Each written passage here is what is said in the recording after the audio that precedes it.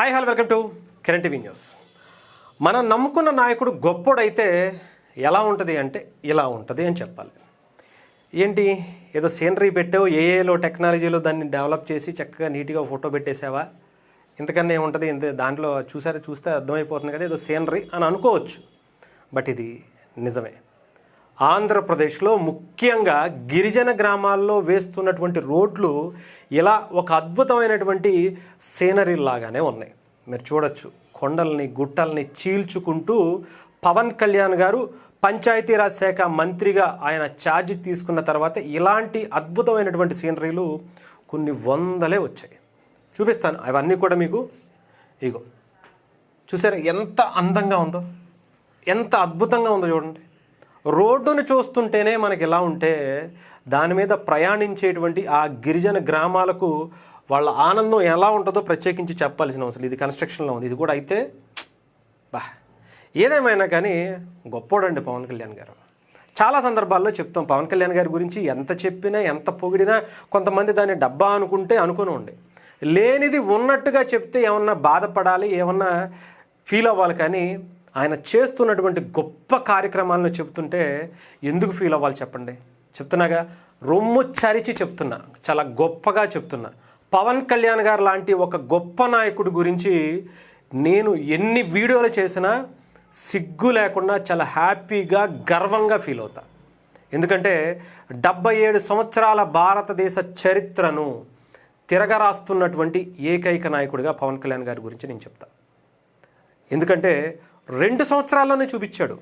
77 సంవత్సరాల్లో మిగతా నాయకులు ఏం చేయగలిగే వాళ్ళు నిజాయితీగా ఉంటే ఎలా అద్భుతాలు సృష్టించే వాళ్ళు 2 సంవత్సరాల్లోనే చూపించాడు ఆయన. దానికి ఇదిగోండి ఈ అడవి తల్లి బాట తరపున పవన్ కళ్యాణ్ గారు చేసినటువంటి కార్యక్రమాలే నిదర్శనంగా చూడొచ్చు. ఇగో పవన్ కళ్యాణ్ గారు అధికారంలోకి వచ్చిన తర్వాత ఏం చేశాడయ్యా, కొంతమంది మాట్లాడుతున్నారు సింగిల్గా రమ్మని ముందు చూసుకుందాం, లేకపోతే ఆయన జెండా కూలీ, ఆయన పార్టీకి సంబంధించినటువంటి కార్యకర్తలందరూ కూడా జెండా కూలీలు అయ్యా. ఇవి కాదు కావాల్సింది. ఆయన సింగిల్గా వచ్చాడా, ఇద్దరితో వచ్చాడా, 10 మందితో వచ్చాడా, ఇవి కాదు. ప్రజలకి ఏం చేశాడు, ప్రజలకి ఏం చేసి ఆయన గుండెల్లో చిరస్థాయిగా స్థానం సంపాదించుకున్నాడు. 77 ఏళ్లలో తాతల ముత్తాతల పేర్లు చెప్పుకుని వాడితో వీడితో కొన్ని వేల కోట్లు, 5 ఏళ్లలో తండ్రి అధికారాన్ని అడ్డం పెట్టుకుని ఎలా కోట్లు సంపాదించుకోవాలో, 1,00,000 కోట్లు ఎలా దాన్ని దాటాలో ఇలా చూసుకున్న వాళ్ళు మాత్రమే ఉన్నాం. కానీ 2 ఏళ్ల అధికారంలో ఒక్కసారి కూడా ఎమ్మెల్యేగా 2 చోట్ల ఓడిపోయినటువంటి ఒక వ్యక్తి ఒకసారి ఎమ్మెల్యే అయ్యి ఒకసారి మంత్రి అయితే ఎలా ఉంటుందో ముత్తాతల పేర్లు చెప్పుకొని వచ్చిన వాళ్ళకి కూడా రాజకీయం అంటే ఏంటో చూపిస్తున్నటువంటి వ్యక్తి, పరిపాలన అంటే ఏంటో ఈ దేశానికి పరిచయం చేస్తున్నటువంటి వ్యక్తి. చూడండి, కళ్ళు అప్పగించి చూడండి. మీరన్నటువంటి సింగిల్గా రాలేనటువంటి పవన్ కళ్యాణ్ గారు ఎలా కలిసి వస్తే ఏం చేశాడో చూడండి. జెండా కూలీ, ఒక పార్టీ లేకపోతే ఆయన ఎమ్మెల్యేగా గెలవలేడు అన్నాడు, ఆయన ఏం చేశారో చూడండి. వాళ్ళ జెండా కూలీలు ఆయన్ని గెలిపిస్తే ఆయన ఏం చేశాడో చూడండి. ఇదిగో ఉప ముఖ్యమంత్రి శ్రీ పవన్ కళ్యాణ్ గారు నిరంతరం పర్యవేక్షణలో వేగంగా రహదారుల నిర్మాణం పనులు. అడవితల్లి బాటలో తొలి దశలో 1,005 కోట్ల రూపాయల మేరకు ఆయన డబ్బులు ఖర్చు పెట్టి దాదాపు 1,069 కిలోమీటర్ల మేర రహదారులను అభివృద్ధికి శ్రీకారం చుట్టారు. అడవితల్లి బాట 2.0 మొత్తం 2,078 కోట్ల రూపాయలు ఖర్చు పెట్టారట. దానికి 2,300 కిలోమీటర్ల మేర రహదారి ఏర్పాటు చేసుకున్నారు 2 భాగాలుగా. అడవితల్లిపాటకి సంబంధించి తొలి దశ కార్యక్రమానికి సంబంధించి 1,000 కోట్లు ఖర్చు పెడితే 1,000 కిలోమీటర్ల పైగా రహదారులు నిర్మాణం చేస్తే, రెండవ భాగంలో 2.0 అని చెప్పి దానికి పెడితే దానికి 2,078 కోట్ల రూపాయలు ఖర్చు పెడితే 2,300 కిలోమీటర్ల రహదారి ఆయన చేపించినటువంటి కార్యక్రమాలు ఎక్కడెక్కడ ఏంటి ఇవన్నీ కూడా జియో టెక్నాలజీ ద్వారా రోడ్ల నాణ్యతను కూడా ఆయా గ్రామాలు కూడా ప్రతి ఒక్కరూ కూడా పట్టించుకోవాలని ఆయనే వెళ్ళి చెక్ చేసి మీరు కూడా ఈ కార్యక్రమాన్ని చేయండి, తప్పు అయితే తప్పని చూపించండి, కాంట్రాక్టర్ని అవసరమైతే మారుద్దాం, నిలదీసి మనం గొప్పగా మన డబ్బు పెట్టి ఖర్చు పెట్టుకున్నటువంటి వాటిని మనం జాగ్రత్తగా కాపాడుకుందామని ఆయనే సందేశం ఇచ్చారు.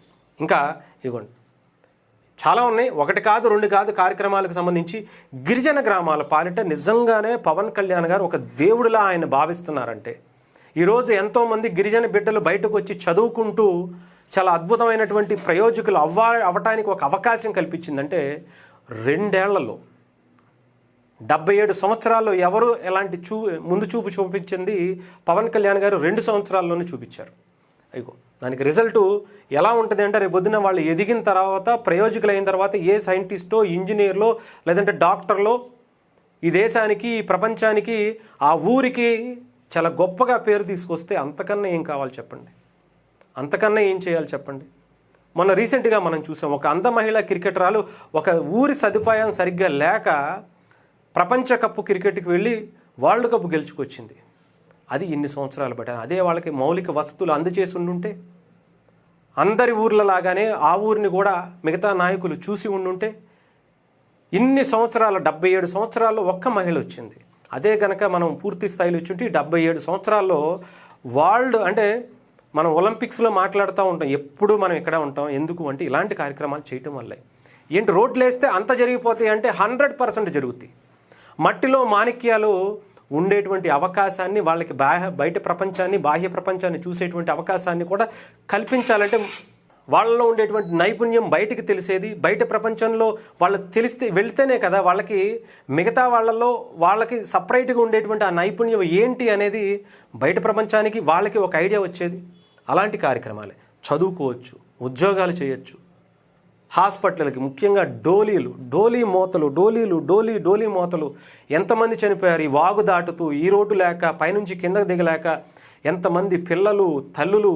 వామ్ము వెంటానే 77 సంవత్సరాలు కలిసిందండి. 77 సంవత్సరాల బట్టి ఈ డోలీ మోతలు వింటానే ఉన్నాం. కానీ పవన్ కళ్యాణ్ అనే వ్యక్తి వచ్చే వరకు కూడా వీటికి శాశ్వతమైనటువంటి పరిష్కారం దొరుకుతుంది అనేటువంటిది కల కూడా కంటం మానేశారు ఆ గిరిజనులు. కానీ పవన్ కళ్యాణ్ గారు వచ్చిన 2 సంవత్సరాల్లోనే దాదాపు 50% పైగా ఈ డోలీ మోతల నుంచి బయటకు తీసుకొచ్చారు ఆ గిరిజన గ్రామాలని. అదే గనక రేపు ఈ 3 సంవత్సరాల్లో నాకు తెలిసి నేను చెప్తున్నాను కదా 100% డోలీ రహిత గ్రామాలను మనం చూడబోతున్నాం. అది ఒక కలగా మారిపోయినటువంటి దాన్ని నిజం చేసి చూపించబోతున్నారు పవన్ కళ్యాణ్ గారు. మార్క్ మై వర్డ్స్, దీన్ని రాసి పెట్టుకోండి, అందులో ఎటువంటి సందేహం లేదు. ఇవ్వండి, అడవి తల్లి బాట తొలి దశలో 1000 కోట్లు పెట్టారని చెప్పాం, రెండో దశలో నేను పెట్టుకున్నారని చెప్పాం.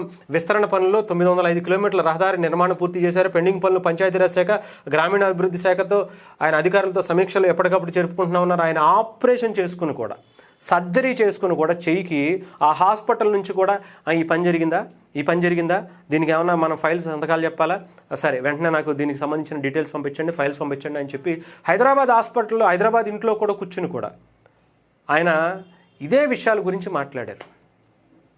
అంతా అంటే చిత్తశుద్ధి ఉంటే, నాయకుడు గొప్పోడైతే ఇలాగే జరుగుతుంది. ఆంధ్రప్రదేశ్ ఇలాగే అభివృద్ధిలో ముందుకు వెళ్తుంది.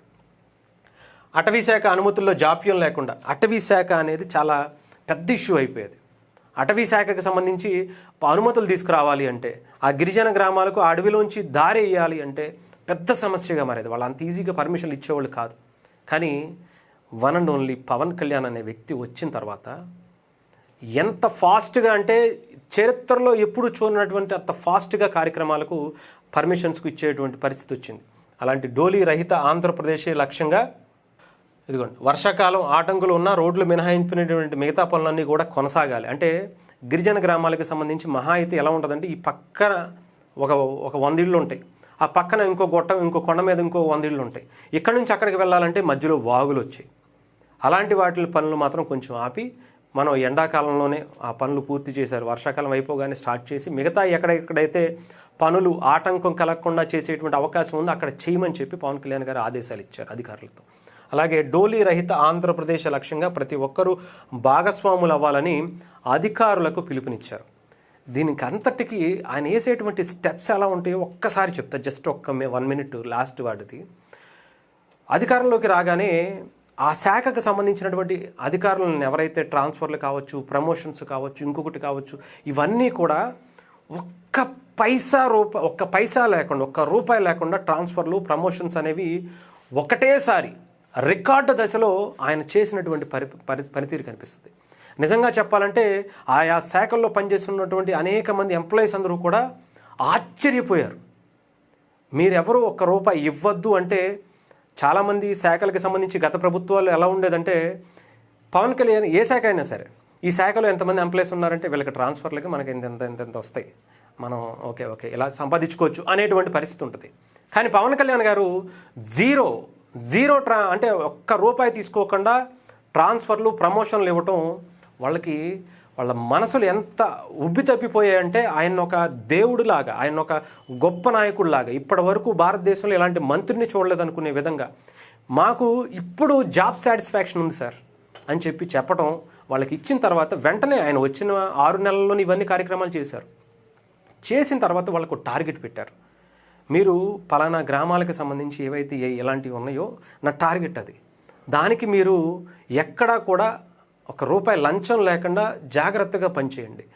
మీ శాఖలకు, మీ జాబుకి ఒక వన్నె తెచ్చే విధంగా ఉండండి. మేము డబ్బులు తీసుకోం, మేము లంచాలు అడగం మీ దగ్గర నుంచి, మీరు కూడా అదే నిజాయితీతో ఉండండి అని చెప్పి పవన్ కళ్యాణ్ గారు వాళ్ళకు గుండెలకు హత్తుకునేలాగా కుటుంబ సభ్యుల్లా చెప్పినటువంటి పరిస్థితి కనిపించింది. వాళ్ళని ఏదో తక్కువ చేయాలని అందరినీ అని మనం చెప్పం, కానీ దానివల్ల చాలా ఇప్పటి వరకు అభివృద్ధి ఆగిపోయిందంటే కేవలం వాటి వల్లే. ఎవరైనా ఒక సమస్య వచ్చి, సార్ మాకు ఇది ఉంది సార్, అక్కడ ఇది లేదు సార్ అంటే, ఏంటయ్యా తర్వాత ఆడి దగ్గరికి వెళ్ళు, వీళ్ళ దగ్గరికి వెళ్ళు, వాళ్ళ దగ్గరికి వెళ్ళు, వీళ్ళ దగ్గరికి వెళ్ళు అని ఉంటుంది. బట్ అలా కాదు. ఇది ఈరోజు సమస్య వస్తే మీకు ఆ సమస్య ఆ రోజుకే పరిష్కారం అవ్వాలి, శాశ్వత పరిష్కారం అవ్వాలి. అలాంటి కార్యక్రమాలకు అధికారులను కూడా తయారు చేసుకున్నారు ఆయన ఒక టీమ్గా. కృష్ణతేజ గారు లాంటి వ్యక్తులు, ఇలాంటి వాళ్ళందరూ కూడా, ఓఎస్డీలు అందరూ కూడా దాంట్లో ఉండి జాగ్రత్తగా మానిటరింగ్ చేసుకుంటున్నారు కాబట్టి రిజల్ట్ వస్తుంది. అంటే నాయకుడు నిజాయితీగా ఉండాలి, ఆ నాయకుడితో పాటు ఆయన టీం అందరినీ కూడా, అంటే పంచాయతీరాజ్ శాఖలో ఉండేటువంటి ఒక చిన్న స్థాయి వ్యక్తితో సహా నిజాయితీగా ఉంటేనే ఇంత రిజల్ట్ వస్తుంది. సో ఆయన మొదటి నుంచే ఆయన ఈ కార్యక్రమాన్ని చాలా జాగ్రత్తగా స్టెప్ బై స్టెప్ చేసుకుంటూ వచ్చారు. దానికి రిజల్ట్ ఎలా ఉంటుంది. అందుకని చెప్తున్నా, నాయకుడు గొప్పోడైతే, అందుకని ఆంధ్రప్రదేశ్కి ఒక మాట చెప్పాలనిపించింది. అది పిఠాపురానికైనా ఆంధ్రప్రదేశ్ ఉన్నటువంటి ప్రజలకైనా, మీరు నమ్ముకున్న నాయకుడు గొప్పోడయ్యా, ఆయన చేసేటువంటి కార్యక్రమాలు కూడా గొప్పగానే ఉంటాయి. అంతే.